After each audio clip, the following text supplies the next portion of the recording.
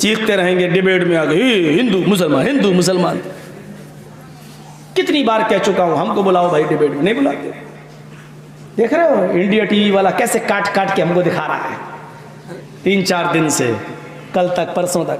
ओ ये देखो भड़काऊ बयान, ये देखो मौलाना जर्जीस, इसको बंगाल की ममता पैसा देती है। इसके पास परशुराम आए थे बताने के लिए। इसको किशनगंज का एमएलए पैसे दे रहा है, पैसे दे के बुलवा रहा है। हमारे बारे में इल्जाम लगाने से पहले तू भी तो जरा सोच ले कि तेरा चैनल किसके आशीर्वाद से चल रहा है। चोर कोतवाल से कह रहा है ये चोरी क्यों की, डकैत एसएसपी से कह रहा, डाकू लुटेरा एसएसपी से कह रहा हो, डीएम से कह रहा तूने चोरी क्यों की। ये सूरत हाल हो गई। 4 मर्तबा मेरे पास इंडिया टीवी वाले आ चुके हैं, 4 मर्तबा। किशनगंज में आए, इंटरव्यू दिया लेकिन नहीं चलाया। इटावा में आए, इंटरव्यू दिया नहीं चलाया। 4 बार आए, जो इंटरव्यू में दे रहा हूं वो नहीं चला रहे। जो तकरीर बोल चुका हूं कलिया चक और किशनगंज में, उसी को काट काट के भड़का, ये देखो जिहाद के लिए उकसारा, जिहाद के लिए ये वो दिखा रहे हैं। मैं फोन करके कह चुका हूं कि भाई तुम्हारे इंडिया टीवी वाले हमारे पास इंटरव्यू ले चुके, मैंने जिहाद किसको कहा चलाओ, नहीं चला रहे। बरसरेआम कह रहा हूं, बरसरेआम। इंडिया न्यूज टीवी वालों छुप के नहीं बोल रहा हूं, तुम्हारे लोग 4 मर्तबा मेरे पास आकर इंटरव्यू ले गए, अब तक तुमने हमारा वो इंटरव्यू नहीं दिखाया टीवी पर। क्यों? क्योंकि उसमें हमने बताया कि हमने जिहाद किसको कहा और जिहाद क्या है इस्लाम के अंदर। हमारा जिहाद इस्लाम के अंदर यह है कि कोई हिंदू, कोई सिख, कोई ईसाई अगर प्यास से तड़प तड़प के जान दे रहा है और आपके पास एक गिलास पानी है, आप भी प्यासे हैं लेकिन आपकी जान प्यासा रहकर बच सकती है और उसकी जान पानी ना मिलने पे जा रही है, तो ऐसे मौके पर आप एक गिलास पानी उसको पिला दें और उसकी जान बचा ले। इस्लाम ये कहता है ये सबसे बड़ा जिहाद है। तुमने बहुत बड़ा कारनामा अंजाम दिया। क्यों? कुरान कहता है मन अहयाहा फकअन्नमा अहयन्नास जमीआ। अगर तुमने किसी एक मनुष्य की जान बचाई तो पूरी दुनिया की इंसानियत की जान बचा ली। लेकिन रजत शर्मा जी ये कहां दिखाएंगे? ये दिखाएंगे तो उनकी टीआरपी घट जाएगी। आशीर्वाद जिनका है, थैंक्स माई बॉस, ऐसा आशीर्वाद आपने दिया है। मैंने बताया कि इस्लाम में जिहाद क्या है। मैंने कहा इस्लाम में जिहाद ये है कि एक आदमी भूखा है बेचारा, आपके पास खाना है, आप 2-4 घंटे भूखे रह सकते हैं लेकिन वो नहीं, तो उसको खाना खिला दो, उसकी जान बचा लो। ये है जिहाद।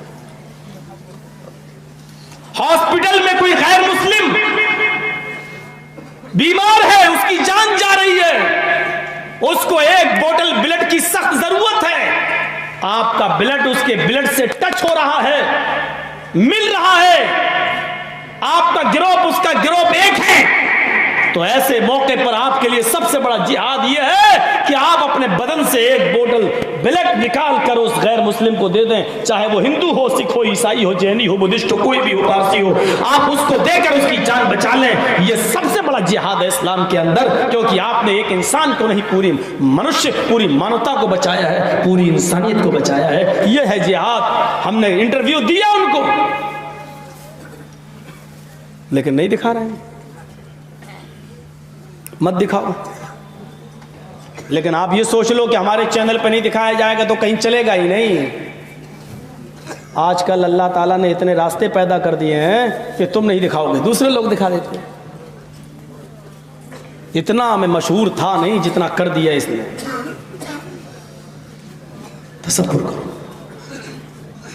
कितना। आप भी देख रहे होंगे, और मेरे घर से फोन आया कि तुम कहाँ हो? मेरे अब्बू बोले। मैंने कहा क्यों, क्या बात? अरे टीवी देख। मैंने टीवी खोली, देखो मुझे दिखा रहा था 8 से 9, वही टाइम होता दिखाने का, खास चीज। और मैंने सोचा कि कल तो गए मौलाना जर्जी ससुराल, लग रहा था ऐसे ही, इतना खतरनाक दिखा रहा था मेरे को। असल में वो उस मुजरिम नहीं है इंडिया टीवी, इस सब के पीछे हमारे इटावा का एक मौलवी लगा हुआ है। थोड़ा सा 10 साल से हमारा उसके दरमियान थोड़ा सा तनाज़ा है, वो कटिंग काट काट के उसको दे के वो चलवा रहा है। क्योंकि अभी कुछ दिन पहले वो बीजेपी के स्टेज पे, वहाँ के एमपी के स्टेज पे चला गया, एनआरसी का और सीएए का समर्थन भी कराया। उसके कुछ गड़बड़ मामलात हैं, उसने सोचा कि बीजेपी की गोद में बैठ जाओ तो हम कानूनी शिकंजे से बच जाएंगे, वो बैठ गया। और ये हरकत उसकी है, वो करा रहा है। मैं उसका भी नाम लेना अच्छा नहीं समझता हूँ, आप लोग सब जानते ही होंगे। उसका भी इंटरव्यू आया है, वो दिखा रहा है मौलवी जर्जीस को फंडिंग होती है, कौन देता है वो देखिए, उस इंटरव्यू को भी देखिएगा। बाकायदा उसका फोटो है, बाकायदा उसकी वीडियो है।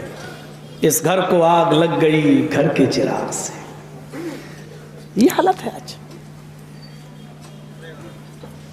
तो मैं बात ये कर रहा था कि इस तरफ आओ, कुरान ने यही कहा तालो इला कलिमतिन सवाए, जो हमारे तुम्हारे दरमियान जो दोनों चीजें एक हों उस पर तो आओ।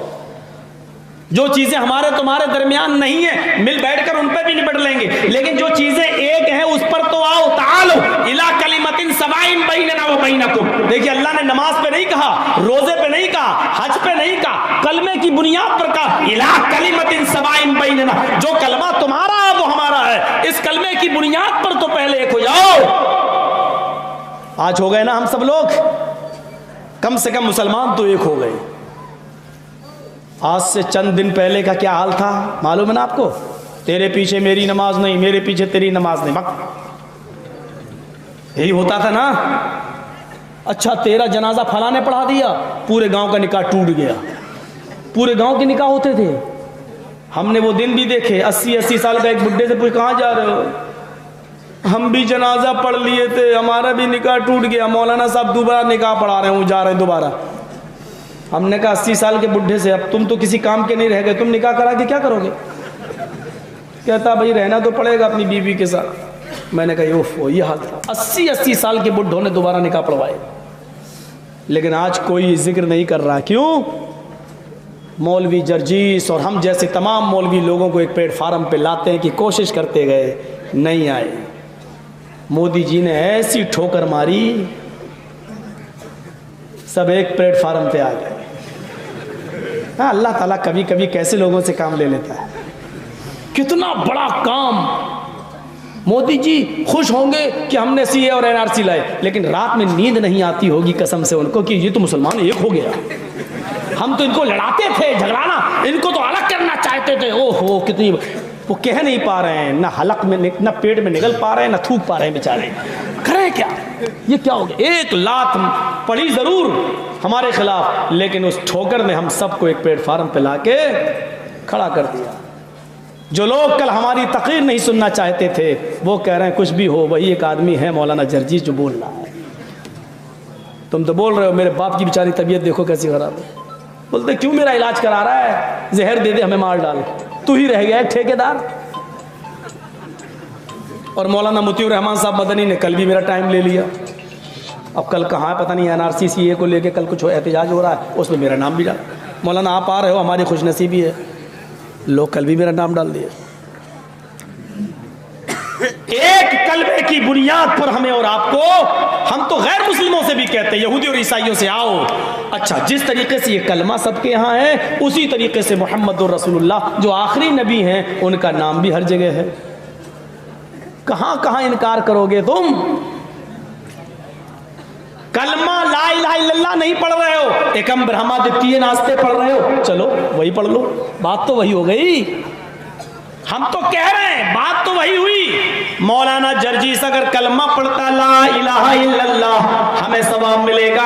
अगर हमने इसको हिंदी में यूं कह दिया, एक अल्लाह के अतिरिक्त, एक ईश्वर के अतिरिक्त कोई पूजा योग्य नहीं है, तब भी हमको सवाब मिलेगा, क्योंकि एक अल्लाह की वहदानियत का इकरार कर रहे हैं। अगर हम इसको इंग्लिश में कहते हैं कि there is no God but God is only one without second, तब भी हमें सवाब मिलेगा, क्योंकि एक अल्लाह की वहदानियत का इकरार कर रहे हैं। हम इसको संस्कृत में पढ़ दें, ब्रह्मा द्वितीय नास्ते नास्ते किंचन, तब भी हमें सवाब मिलेगा, क्योंकि हम एक अल्लाह की, एक ब्रह्मा की, एक ब्रह्मांड के रचयिता और रचनाकार की, एक क्रिएटर ऑफ यूनिवर्स की हम तारीफ कर रहे हैं और उसी की इबादत की बात कर रहे हैं। हम हिंदी में पढ़े तब भी सवाब, हम अरबी में पढ़े तब भी सवाब, संस्कृत में पढ़े तब भी सवाब, इंग्लिश में पढ़े तब भी सवाब। हमारा धर्म इतना तंग नहीं है, इतना तंग नहीं है कि हिंदी में पढ़ने की वजह से कह दे कि जाओ तुम इस्लाम से खारिज हो गए, इंग्लिश में पढ़े तो कह दे कि इस्लाम से खारिज हो गए। तुम अपने धर्म में देखो, अगर तुम एकम ब्रह्मादित्य नास्ते जो संस्कृत में, अगर इसी मंत्र को अरबी में पढ़ोगे तो तुम हिंदू रहोगे या नहीं, ईसाई रहोगे या नहीं। एकम ब्रह्मा को अगर तुम कह दो ला इलाहा इल्लल्लाह, तो आप अपने घर में देखिए झांक कर, एकम ब्रह्मा हम कह रहे हैं तो हमें ऑब्जेक्शन नहीं है, एतराज नहीं है। आपको ला इलाहा इल्लल्लाह कहने में क्या एतराज है? एक ही चीज तो है, हम तो कह रहे हैं ला इलाहा इल्लल्लाह, तुम कहते हो हट हट ला इलाहा इल्लल्लाह, पढ़ एकम ब्रह्मा, पढ़। हमने कह दिया चलो एकम ब्रह्मा, लीजिए, हमें कोई एतराज नहीं है, हमें कोई ऑब्जेक्शन नहीं है, हमें कोई एतराज नहीं है। अब हम तुमसे कहते हैं चलो पढ़ो ला इलाहा इल्लल्लाह, तो तुम्हें क्यों एतराज होता है? इसका मतलब यह है कि तंगी और घृणा और नफरत आपके यहाँ पाई जा रही है, हमारे यहाँ नहीं।